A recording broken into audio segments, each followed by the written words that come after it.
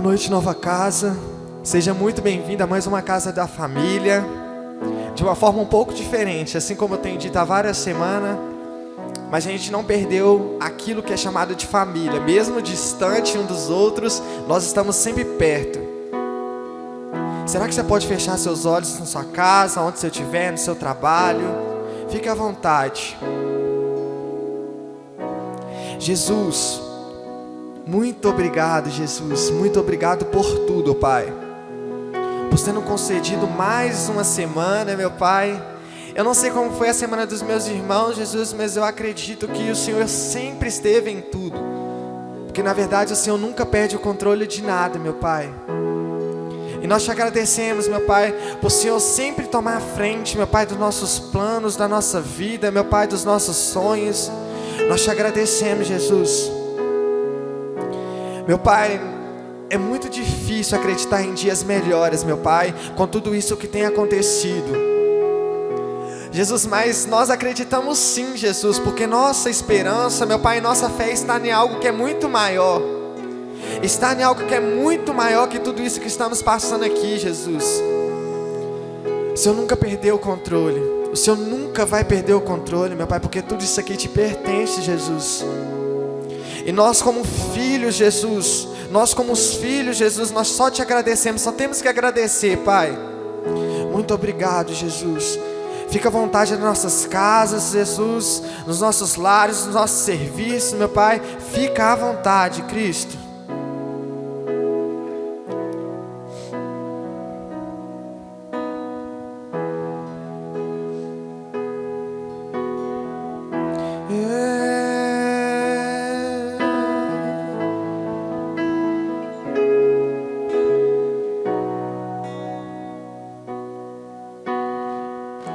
No início eras a palavra, com Deus Altíssimo,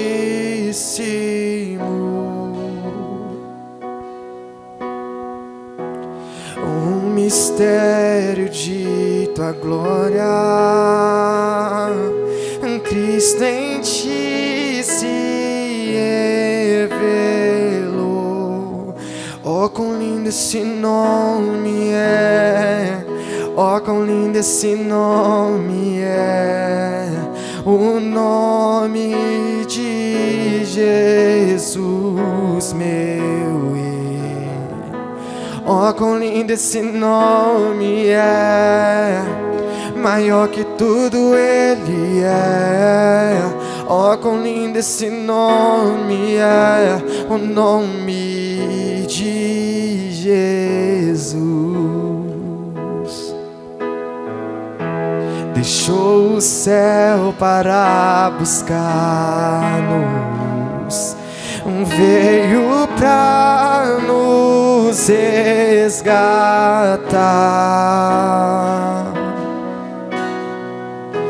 Amor maior que o meu pecado, nada vai nos separar. Oh, quão maravilhoso é, oh, quão maravilhoso é o nome de Jesus, meu Rei. Oh, quão maravilhoso é, maior que tudo ele é. Oh, quão maravilhoso é o nome de Jesus.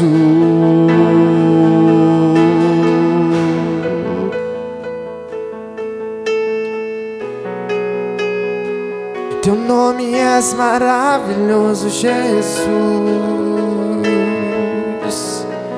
És o príncipe da paz, Jesus.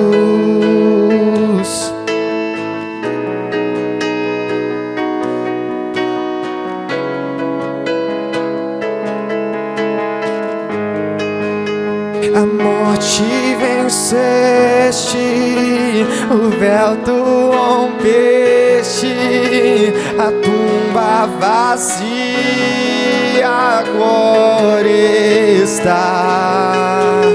O O céu te adora, proclama a tua glória, pois ressuscitaste, vive estás. És invencível, inigualável, hoje pra sempre reinarás, pois teu é o reino, tu é a glória, acima de todo nome estás. Poderoso esse nome é, poderoso esse nome é, o nome de Jesus, meu rei. Poderoso esse nome é, mais forte que tudo é. Poderoso esse nome é, o nome de Jesus. A morte venceste, o véu tu rompeste, a tumba vazia agora está. O céu te adora, proclama da glória, pois ressuscitaste, vive estás. És invencível, inigualável, hoje pra sempre reinarás, pois teu é o reino, tu é a glória, acima de todo nome estás. Poderoso esse nome é, poderoso esse nome é, o nome de Jesus, meu rei. Poderoso esse nome é, maior que tudo ele é. Poderoso esse nome é, nome de Jesus.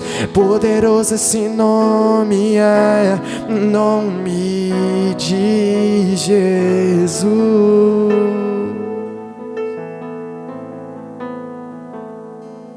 És poderoso.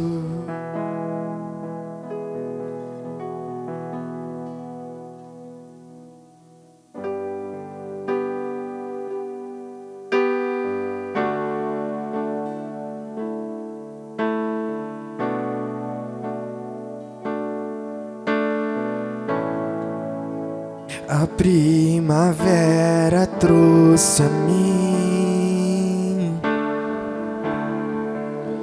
das minhas feridas flores fez nascer, em meu peito um selo, eu sou do meu amado, os teus desejos são por mim. Dos vales posso avistar as colinas e delas posso escutar os seus passos se aproximando. Eu sou do meu amado, os teus desejos são por mim, são por mim. E eu elevo os meus olhos para além dos montes, eu sei, de lá vem o meu socorro, e ele vem saltando, e ele vem saltando sobre os montes, sobre os montes.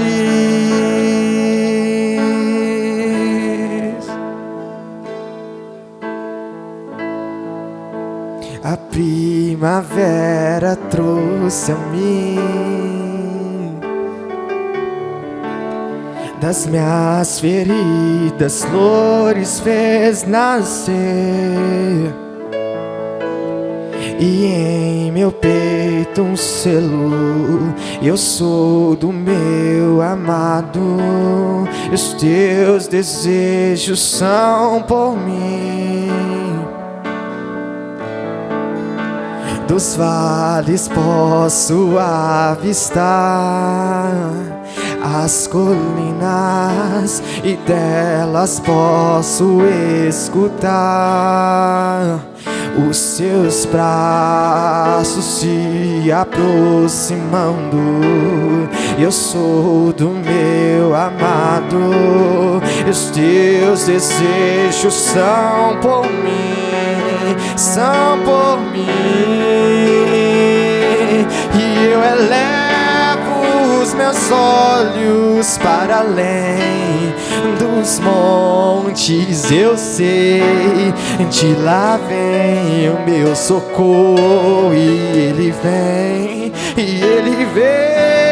saltando, e ele vem saltando sobre os montes, sobre os montes.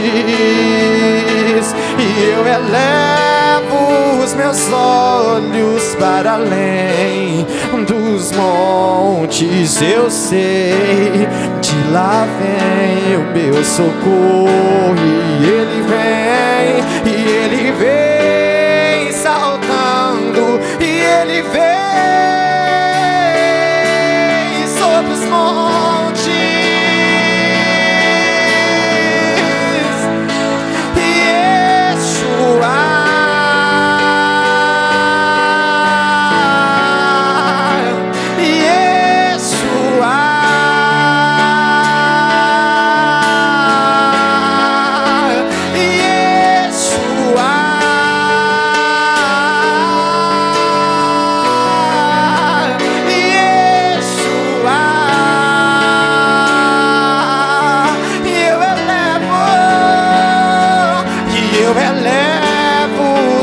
Olhos para além dos montes, eu sei, de lá vem o meu socorro, e ele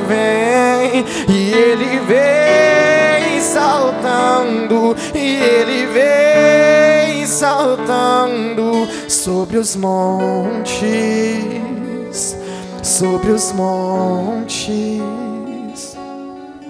Digo, ó minha alma, cante ao seu amado. O tempo de cantar chegou, o tempo de cantar chegou. Digo, ó minha alma, cante ao seu amado. O tempo de cantar chegou, o tempo de cantar chegou. Digo, ó minha alma, cante ao seu amado. O tempo de cantar chegou, o tempo de cantar chegou.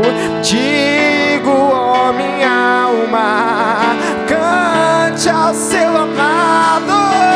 O tempo de cantar chegou, o tempo, Yeshua,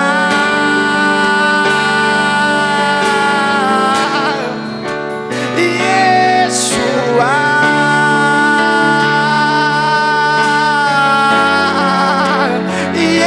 Yeshua.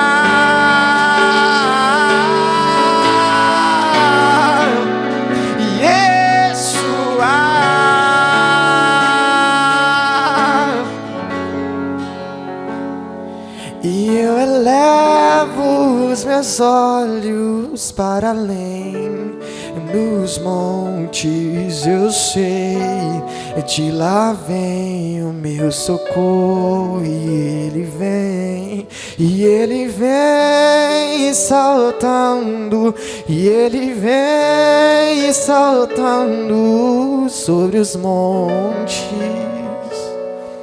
sobre os montes. Yeshua, nossa força vem de ti, Yeshua. Nossa esperança está em ti.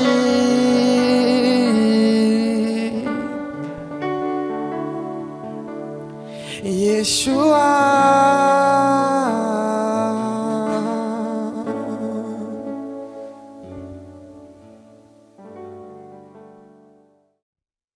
Seja muito bem-vindo ao nosso Casa da Família. Mais uma vez é muito bom ter vocês aqui conosco.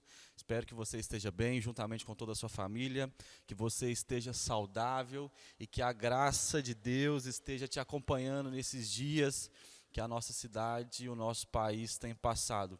Eu quero compartilhar uma palavra com vocês nesse momento, mas eu não posso deixar de reforçar para que você nos siga nas redes sociais, desfrute de todo o conteúdo que nós temos online, seja no Deezer, no Spotify, através do nosso Instagram ou até mesmo no nosso canal no YouTube, onde nós temos horas e mais horas de exposição da palavra, pregação, para que você e a sua família se alimente. Eu queria que você abrisse a sua Bíblia no livro de João, no capítulo 10. Nós vamos falar um pouco hoje sobre Cristo. Vamos falar um pouco sobre Cristo. Cristo, ele se apresenta a nós nos seus 33 anos, onde ele anda aqui na terra, de diversas formas. E uma das formas como ele se apresenta é sendo a porta das ovelhas. E nós precisamos entender que Jesus quer se revelar às pessoas. Isso é algo que é muito claro na nossa fé. Jesus, ao vir à terra e ter o seu primeiro contato ali com os judeus, principalmente com os fariseus, trouxe muito escândalo, trouxe um choque, porque até então a compreensão que se tinha sobre Deus era que Deus era uma figura distante, era uma figura longe, e que o tempo todo estava irado com as pessoas. Deus estava pronto a descarregar a sua ira sobre o povo. Isso é uma meia verdade, porque nós sabemos que de fato Deus se ira contra o pecado, contra o pecador, mas Jesus ele vem para mostrar que Deus ele é essa figura de justiça, mas ele também é uma figura de redenção, ele é uma figura de amor, e aqueles que creem nele não serão condenados, mas encontrarão a vida eterna. E nós escutamos ao longo da nossa caminhada com o Senhor, sobre os mistérios, que existem mistérios por aí, mas desde que Jesus se revela ao homem, não existe mais mistério. Jesus ele vem para clarificar todas as coisas a respeito do reino, a respeito da salvação. João no capítulo 15, no versículo 15, vai dizer o seguinte: já não vos chamo servos, porque o servo não sabe o que faz o seu senhor, mas chamei-vos de amigos, porque tudo quanto ouvi de meu Pai vos dei a conhecer. Eu já tive aquário algumas vezes na minha vida, e é muito peculiar a relação que esse pet, estabelece com o seu dono, porque, eu não sei você, mas a grande verdade é que não existe relação. Você chega ali no aquário, você tenta estabelecer algum tipo de relação, você tenta brincar, e a única reação desse animal é fugir, é ficar com medo, porque a desproporcionalidade de inteligência, de tamanho, de espécie, está a anos-luz, é uma eternidade de distância. E talvez essa era a mesma realidade quando o Deus, que é o mesmo Deus do Novo Testamento, mas o Deus do Antigo Testamento tentava se revelar ao homem, se relacionar com o homem. Por causa dessa primitividade do homem, não era possível relacionamento. Assim como o peixe sente medo de um homem, de um ser humano, era essa mesma relação estabelecida de Deus para com o homem. O homem estava sempre com medo, sempre achando que Deus ia matá-lo, que Deus ia torturá-lo. Os próprios hebreus dizem isso com Moisés: Moisés, você sobe o monte, você fala com Deus e depois você fala conosco. Nós não queremos falar diretamente com Deus. E Jesus aqui está claramente se transformando num peixe para se revelar aos peixes. Jesus está se transformando, se fazendo o homem para manter uma relação com os homens. E é sobre isso que nós queremos falar. E aí João no capítulo 10, ainda no livro de João, a partir do versículo de número 6, vai dizer o seguinte: Jesus disse-lhes uma parábola, mas eles não entenderam o que era que ele lhes dizia. Tornou, pois, Jesus a dizer-lhes: em verdade vos digo, que eu sou a porta das ovelhas. Todos quanto vieram antes de mim são ladrões e salteadores, mas as ovelhas não ouviram. Eu sou a porta. Se alguém entrar por mim, salvar-se-á. Entrará e sairá, e achará vida, achará pastagem. O ladrão não vem senão para roubar, a matar e a destruir. Eu vim para que tenham vida e a tenham em abundância. Hoje nós vamos falar sobre Jesus com essa persona, com essa faceta dele sendo a porta das ovelhas. E quando nós olhamos para a cultura judaica, a porta das ovelhas era o lugar por onde as ovelhas e cordeiros entravam para serem sacrificados. É importante que a gente tenha esse background aqui. A porta das ovelhas era esse lugar. E a primeira coisa que uma porta fala, que todas as vezes que a Escritura vai nos falar de porta, ela vai nos falar de salvação.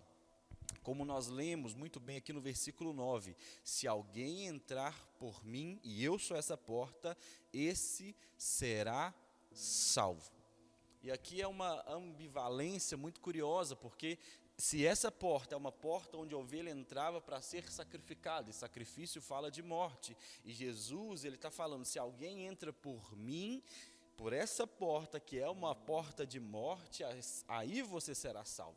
Essa é a grande ambiguidade da nossa fé, porque aquele que quer garantir a sua vida perde, aquele que perde a sua vida acha. Sem derramamento de sangue não há remissão de pecados, não há justificação. O batismo significa isso, nós morremos para viver. Essa é a grande loucura da nossa fé, é a grande ambiguidade da nossa fé.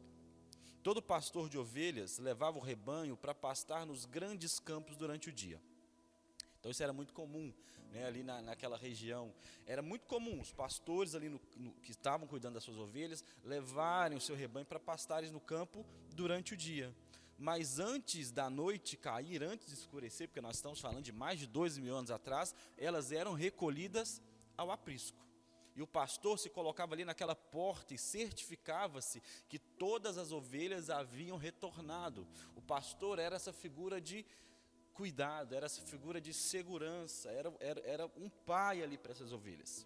Alguns historiadores dizem que não existia porta, mas o pastor era a própria porta. Então imagina um aprisco, um cercadinho, redondo talvez no caso, com apenas uma entrada. E alguns historiadores vão dizer que essa entrada não existia ali uma porta, não existia ali algo que abre e fecha, mas essa porta era o próprio pastor. E esse pastor deitava ali naquela porta, impedindo que algo entrasse, impedindo que as ovelhas saíam. E talvez é por isso que Jesus está dizendo: eu sou essa porta, e aquele que entra encontra salvação, encontra segurança. Quando Jesus usou essa analogia, os seus ouvintes entenderam o que ele quer dizer. Hoje, quando fala eu sou a porta, nós logo pensamos naquela porta de 80 por 1,10, tradicional aqui do Ocidente, mas não, ele está falando dessa porta, uma pequena porta, uma porta que só passa uma ovelha.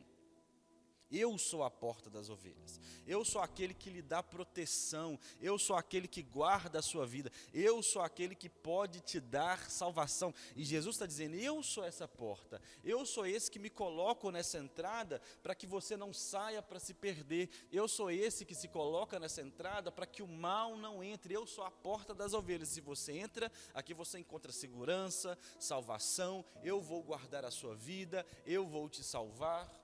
É isso que Jesus vai dizer, inclusive quando ele sobe aos céus, ele disse: eu não vou deixar vocês órfãos, eu vou mandar o Consolador, e ele será quem vai conduzir vocês, vocês não estarão sozinhos.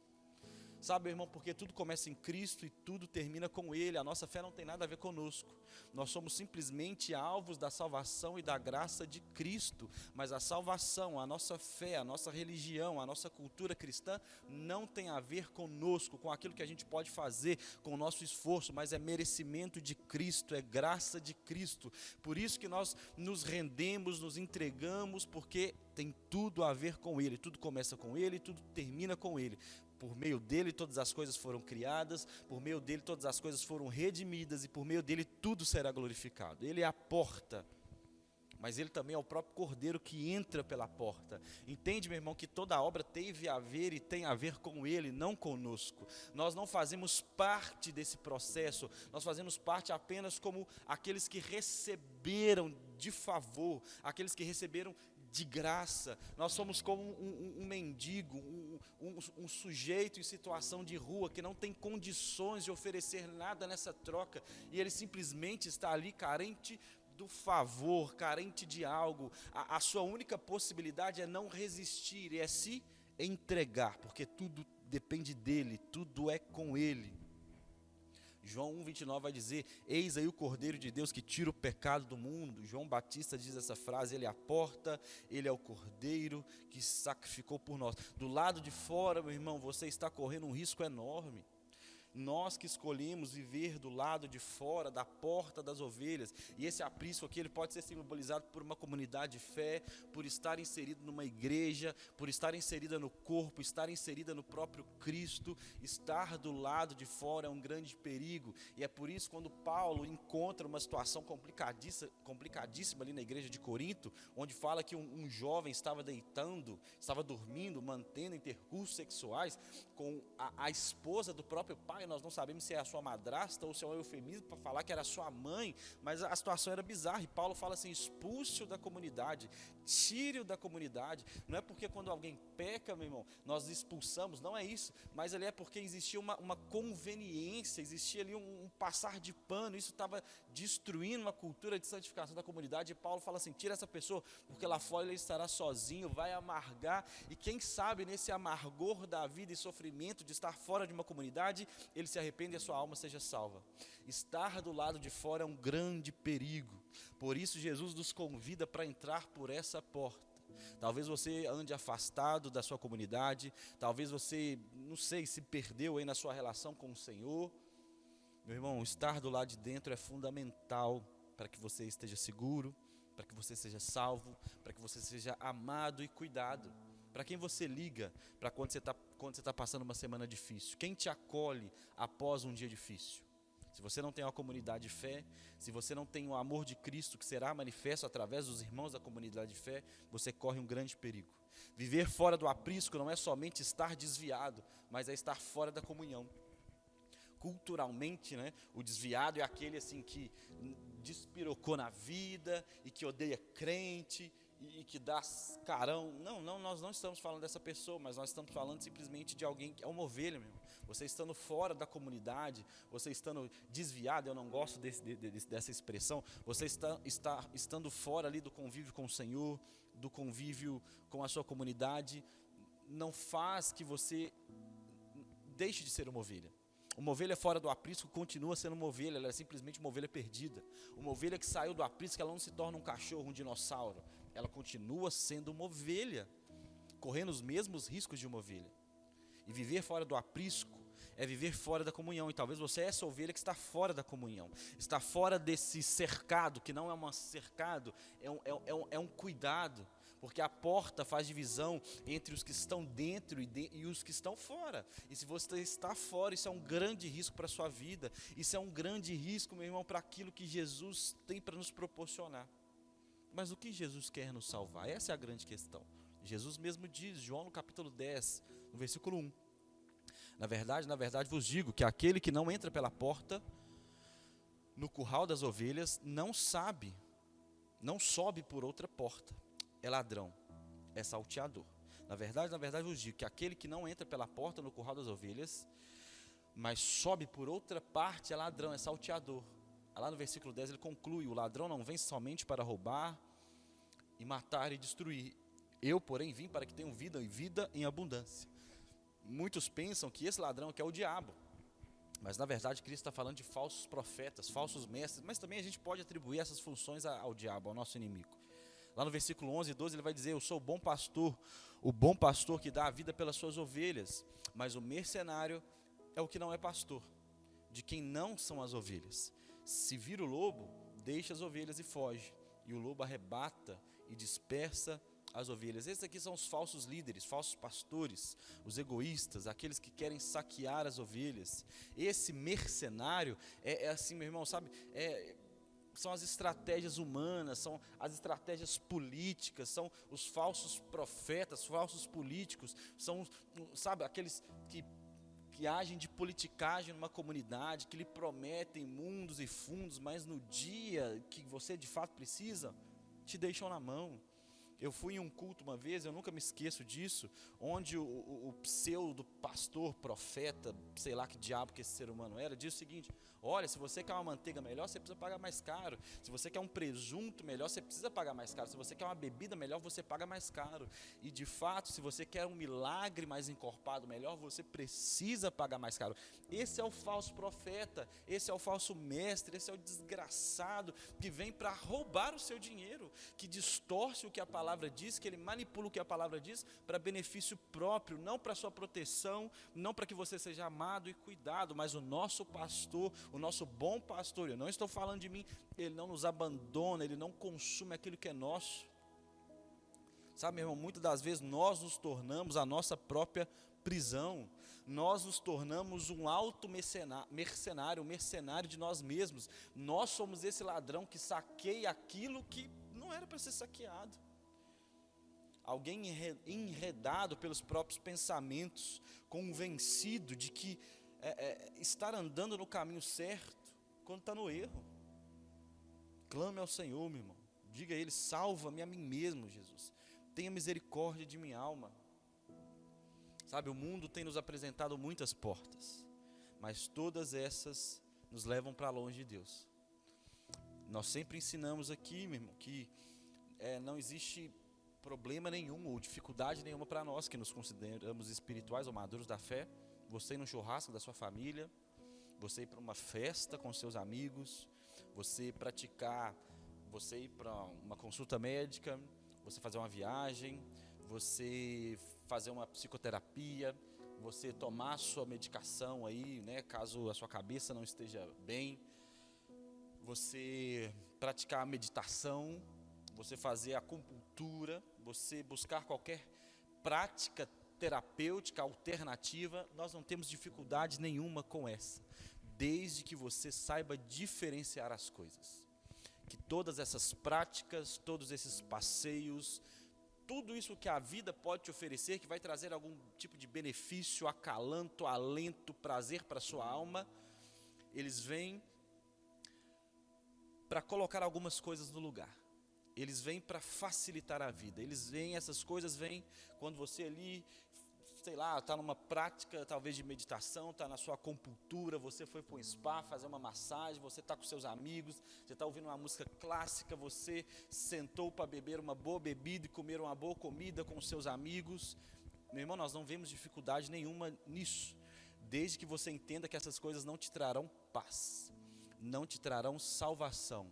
Elas não trarão uma paz que excede todo entendimento. Talvez elas vão colocar a sua cabeça no lugar, elas vão regular o nível de CO2, de serotonina do seu cérebro, para que você tenha uma vida mais prazerosa. Mas entenda que nenhuma prática terapêutica alternativa, nenhuma prática terapêutica legalizada pela OMS, ou seja lá que raio que for, meu irmão, nada ela pode proporcionar a você aquilo que somente Cristo pode proporcionar, que é salvação, paz eterna. Paz eterna. Você pode fazer qualquer outra coisa dessa, para que isso traga um rearranjo para a sua mente, para que isso te traga um prazer e que a sua vida seja mais deleitosa. Mas entenda que salvação, paz, uma completude na nossa alma é só Jesus, somente Cristo. Há alguns dias atrás uma pessoa me perguntou sobre a meditação, seja ela como uma prática, né, para você organizar os seus pensamentos, as práticas de mindset. Eu esqueci o nome da palavra, mas é mais ou menos para pesquisa aí, meu irmão, você vai achar. Mas são práticas terapêuticas de meditação. Obviamente aqui eu não estou falando aqui de nenhuma prática meditatória, onde você vai fazer ali um sincretismo religioso e você vai invocar ali coisas de outra religião ou de outras pseudodivindades. Não estamos falando disso. Estamos falando de coisas conscientes, onde você ali não está invocando nada, não está buscando alguma coisa que o Senhor não vê com bons olhos. Mas essas práticas terapêuticas que vão ali trazer um certo relaxamento, uma reorganização das ideias, meu irmão, está tudo ok. Desde que você entenda que a verdadeira paz só encontra em Jesus Cristo. A verdadeira salvação, a verdadeira alma completa, a alma saciada é somente em Cristo. As outras coisas são simplesmente ferramentas que Deus deu sabedoria ao homem para que nós tenhamos uma vida mais deleitosa, menos dolorida, menos doída. Não se torne o seu próprio escravo, buscando portas que não são portas. Entenda, meu irmão, que em alguns lugares você entra simplesmente para ter deleite. Outros lugares você entra para ter prazer eterno, vida eterna. E o mundo não vai nos apresentar muitas portas. E você precisa identificar o que cada uma delas são. Não busque ali alento para sua alma no relacionamento, na política, como eu disse, nas práticas terapêuticas, alternativas ou não. Não busque ali alento e uma paz eterna na medicação, na psicoterapia. Não busque, meu irmão. Isso você só vai encontrar em Jesus. Existe um buraco na alma do homem que somente Jesus preenche. Todas essas podem nos levar para longe de Deus se nós não tivermos uma compreensão correta. Jesus é a única porta que pode nos dar segurança e nos conduzir à salvação. A maior mentira é essa, que todos os caminhos levam a Deus. O golpe está aí, meu. Cai quem quer. Se você quer viver uma vida abundante, cheia de alegrias, vitórias, receba Jesus como seu Senhor e Salvador. E quando eu digo alegrias e vitórias, não quer dizer, meu irmão, que nós não teremos problemas e derrotas. Pelo contrário, elas estarão aí. Mas nós teremos uma certeza e uma ciência que o amanhã nos prepara algo melhor. Porque o choro pode durar uma noite, mas a alegria vem pela manhã. Em segundo lugar, essa porta fala de liberdade. Porque no versículo 9 vai dizer: aquele que entrar por essa porta entrará e sairá. Isso não está falando de você ir para a igreja e se desviar, não é isso. Mas fala de entrar e sair. Não está falando de um crente vai em volta, crente de Raimundo, pé na igreja, pé no mundo. Mas está falando de uma liberdade. As ovelhas pastavam de dia e à noite entravam para o aprisco e ficavam seguras. Tinham a proteção do pastor. Mas quando chegava pela manhã, o porteiro, o pastor ali abria portas e elas saíam novamente para pastar. Meu irmão, a nossa relação com Deus não é uma prisão, é um local de liberdade, onde de fato eu posso ser quem eu sou. E porque eu sou quem eu sou, porque Cristo me autorizou, Cristo me validou, eu posso até deixar de ser aquilo que eu achava que era, para me tornar aquilo que Cristo quer que de fato eu seja, aquilo que Cristo sempre quis que eu fosse. Entenda que o aprisco não é uma prisão, mas é uma proteção. A cerquinha ali não é uma prisão, é uma proteção para que você não caia no abismo.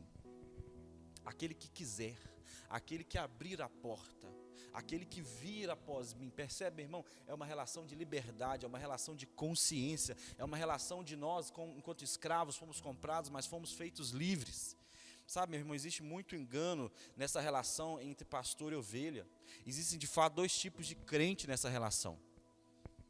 Os crentes que endeusam seus pastores, né, e os crentes que endeusam os pastores e os que não reconhecem a sua importância. Sabe, com muito lamento e pesar, eu reconheço que muitas das pessoas, às vezes, que nos ouvem, estão nesses extremos. Ou valorizam demais ou valorizam de menos. A maioria talvez se encaixe no segundo grupo da nossa geração, não valoriza. Porque como nós escolhemos andar de forma madura, esse relacionamento, esse respeito, isso, meu irmão, tem que ser de forma voluntária, assim como nós fomos a Cristo. Muitos acreditam que o pastor é a segunda classe da divindade, a quarta pessoa da trindade. Isso é uma loucura. O pior, meu irmão, é que existem pastores que acreditam que são a segunda classe da divindade, que eles são ali um suplente de Cristo. E é por isso que vem os abusos. Nós colocamos os loucos nesses lugares e depois eles nos roubam. Mas nós acreditamos no equilíbrio, pois o aprisco não é uma prisão, é uma proteção. Sabe, se um dia você ouvir um não de um pastor, do seu líder, não entenda como uma prisão, entenda como uma proteção. Sabe, uma criança entende porque o pai não deixa ela colocar o dedo na tomada, mas é vida para ela, é proteção para ela. Sabe, crede no Senhor vosso Deus, estará seguros, crede nos seus profetas e prosperareis. É isso que diz 2 Crônicas 20:20. Creia nisso, meu irmão. Creia nisso, nós fomos chamados para a liberdade, não para uma prisão. Entre pela porta das ovelhas e você experimentará a liberdade no sentido absoluto da coisa. Eu amo aquela história da mulher lá do poço, a samaritana, onde ela foge a vida inteira de si mesma, dos outros, Mas quando ela encontra com Cristo, ela diz o seguinte: olha, eu não me importo mais com o que vocês pensam, porque eu encontrei um homem que já disse tudo. Disse o que eu tenho feito, disse quem eu sou. E eu encontrei com esse homem, irmão. Ele disse quem eu sou, ele disse quem eu tenho feito. Então, ok, nós estamos bem. Não aceite viver uma vida, sabe, meu irmão, de prisão. Não aceite ser aprisionado por ninguém, por você mesmo, pelo diabo. O diabo faz as pessoas pensarem que Deus é uma prisão, mas Deus não é uma prisão, Deus é um lugar de liberdade. Em terceiro lugar, para nós finalizarmos, essa porta fala de provisão. Eu sou a porta, se alguém entra por mim será salvo. Entrará e sairá e achará pastagem. A cidade de Jerusalém, meu irmão, era toda cercada de muros, e nesses muros haviam 10 portas. Cada porta tinha um nome que significava algo. Por exemplo, a porta dos peixes era a porta onde passavam os pescadores e voltavam da pesca.